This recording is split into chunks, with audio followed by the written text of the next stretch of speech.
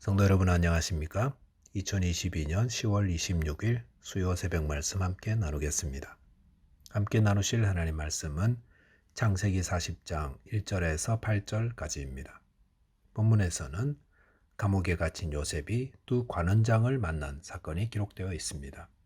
본문을 통해서 시련 가운데 성도는 하나님의 섭리가 있음을 믿어야 하고 또 하나님을 경외하는 자 되어야 함에 대해 묵상하겠습니다. 첫째 묵상할 내용은 시련 가운데서도 하나님의 섭리를 믿으라 라는 것입니다. 본문 1절에 보시면 그 후에 애구방에 술 맡은 자와 떡 굽는 자가 그들의 주인 애구방에게 범죄하였다고 하였습니다. 여기서 그 후에란 요셉이 억울하게 옥에 갇히게 된 후를 의미합니다. 그러면서 애구방을 섬기던 두 관원장, 즉 술 맡은 자와 떡 굽는 자가 왕을 섬기던 중에 범죄하였다라고 하였습니다. 본문 2절 3절에 보시면 바로가 그 두 관원장 곧 술 맡은 관원장과 떡 굽는 관원장에게 노하여 그들을 친위 대장의 집안에 있는 옥에 가두니 곧 요셉이 갇힌 곳이라 라고 하였습니다. 바로 왕은 범죄한 두 관원장에게 노하였고 그들을 친위 대장의 집안에 있는 옥에 가두었는데 그곳은 요셉이 갇혀있는 곳이라 하였습니다. 본문 4절에 보시면 친위 대장이 요셉에게 그들을 수종들게 하며 요셉이 그들을 섬겼더라. 그들이 갇힌 지 여러 날이라 라고 하였습니다. 친위 대장은 요셉에게 이 두 사람을 수종들게 하였습니다. 친위 대장은 왜 왕이 노하여 감옥에 가둔 두 사람을 요셉으로 수종들게 한 것입니까?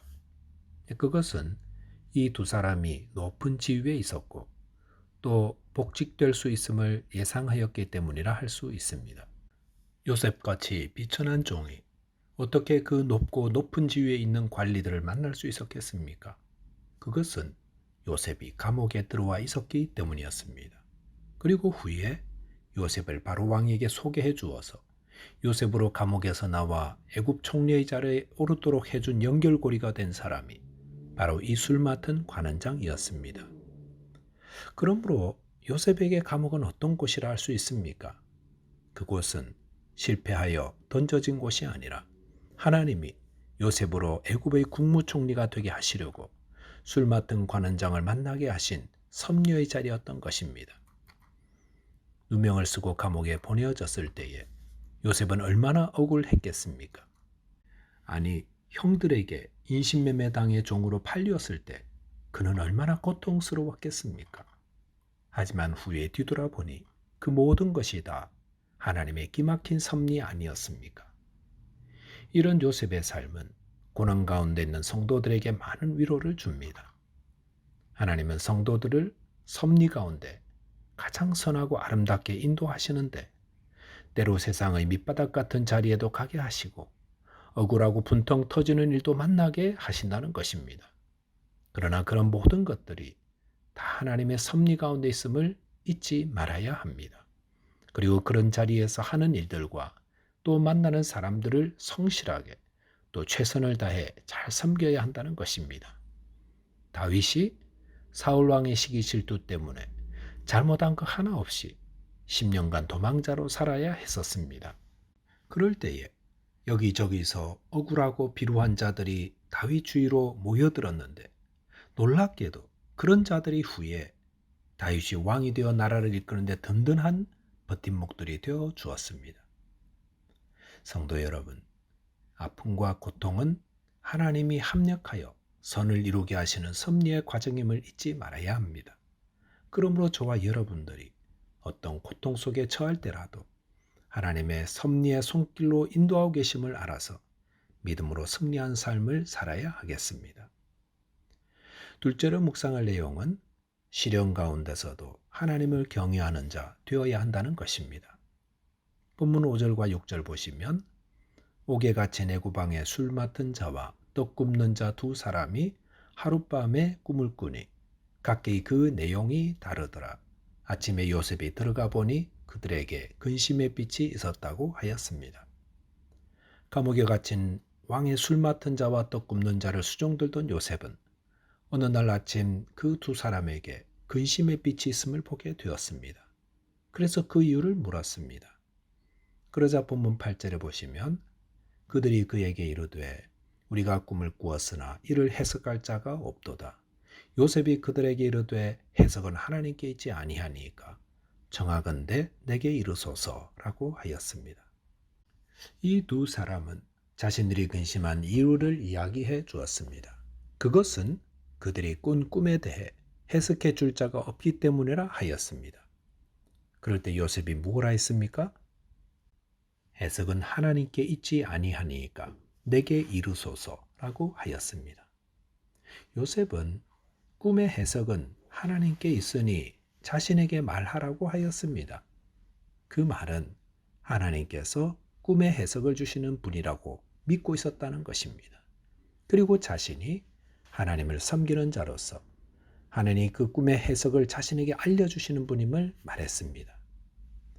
본문을 보면서 참 신앙이 무엇인가 하는 것을 생각하게 됩니다. 참 신앙이란 주님과 동행하되 특별히 억울하고 큰 어려움 속에서도 여전히 하나님의 살아계심과 신실하심을 견고히 믿고 확신하는 것이다 라는 것입니다. 아마도 어떤 사람들은 요셉에게 손가락질 했을지 모릅니다. 네가 믿는 하나님이 살아계시다면 네가 왜 지금 감옥에 있는 거냐라는 것입니다. 아마도 요셉 스스로도 내가 하나님을 믿고 섬기는데 내 지금 모습이 이게 뭔가 하는 생각을 할 수도 있었을 것입니다. 그럴 때도 요셉은 하나님을 향한 믿음이 견고하여 여전히 하나님을 신뢰하고 있었습니다.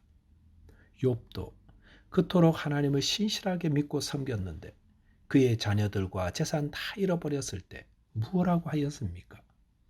욥기 1장 21절에 보시면 주시니도 여호와시요 거두시니도 여호와시오니 여호와의 이름이 찬송을 받으실지니다라고 하였습니다. 성도 여러분, 삶이 어려워지고 큰 공경에 빠질 때 그때에도 하나님의 살아계심과 신실하심을 의지하시기 바랍니다. 아니 그럴 때 더욱 하나님께 나와 부르짖어 기도하며 의지하시기 바랍니다. 하나님은 고난 가운데서도 낙심하지 않고 하나님을 의지하고 섬기는 자를 귀하게 보시고 그를 위로하시고 일으켜 세워주십니다. 감옥 속에서도 요셉의 신앙은 조금도 흔들리지 않았습니다. 참 신앙은 고난 속에서 더욱 견고해집니다. 그리고 시련 속에서 견고히 서 있는 신앙은 어둠 속에 밝게 빛나는 등불과도 같습니다. 말씀을 정리하겠습니다. 시련이라는 것은 참 어려운 것입니다. 어려운 시간입니다. 그럴 때에 이 시련 속에 하나님의 섭리가 있음을 알아서 맡은 일에 더 성실하며 또 가까이 있는 이웃들을 더 사랑으로 친절하게 대하시기 바랍니다. 또한 하나님의 선하시고 신실하심을 의지하여서 더욱 견고히 주님을 사랑으로 섬기는 자 되시기 바라겠습니다. 기도하겠습니다. 하나님 아버지, 시련 가운데 있는 성도님들에게 은혜를 더하여 주시사 능히 그 어려움을 잘 이겨나가도록 도와주옵소서. 시련 속에 하나님의 선한 섭리가 있음을 믿사오니 맡은 사명 잘 감당하며 이웃을 사랑하게 하여 주옵소서. 또한 하나님의 신실하심을 믿음으로 흔들리지 않는 자 되게 하여 주옵소서. 예수 그리스도 이름으로 기도하옵나이다. 아멘. 오늘도 믿음 안에서 승리하는 하루 되시기 바라겠습니다. 감사합니다.